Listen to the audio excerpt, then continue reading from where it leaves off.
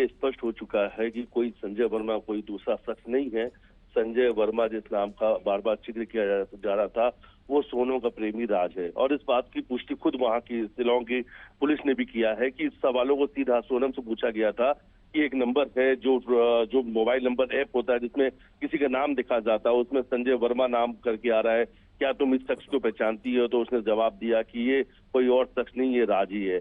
अब देखिए, जो उसकी कॉल डिटेल आई है, अगर उसे देखा जाए तो 11 फरवरी को सोनम और राज के बीच में रोका हुआ था।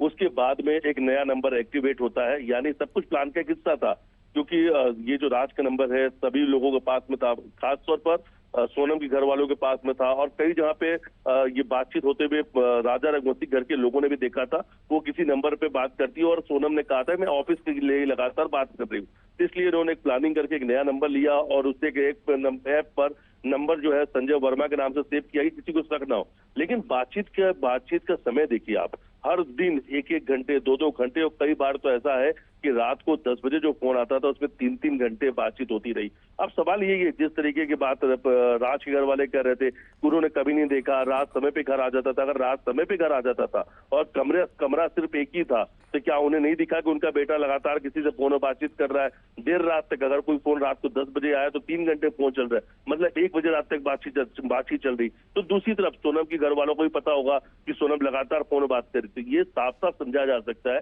कि सोनम के घर वालों को बिल्कुल इस बात की जानकारी थी कि राज और सोनम के बीच में कुछ चल रहा है, तभी तो घंटों घंटों इनके बीच बात चल रही है। और वो भी सिर्फ दिन का समय नहीं, रात के वक्त भी इन दोनों के बीच में काफी लंबे समय तक बात हुई है। तो हालांकि अब ये स्पष्ट हो चुका है कि जिस संजय वर्मा नाम की नए शख्स की एंट्री बताई जा रही थी, वो कोई और नहीं राज ही है, क्योंकि मोबाइल नंबर खुद प्रेमी राज का जो घर का पता उस नंबर पर ही रजिस्टर्ड है, उस नंबर के आधार कार्ड से ही उस सिम को लिया गया था।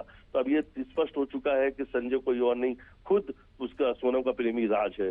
जी ठीक ठीक। फिलहाल बहुत बहुत शुक्रिया मिथिलेश जानकारी को साझा करने के लिए।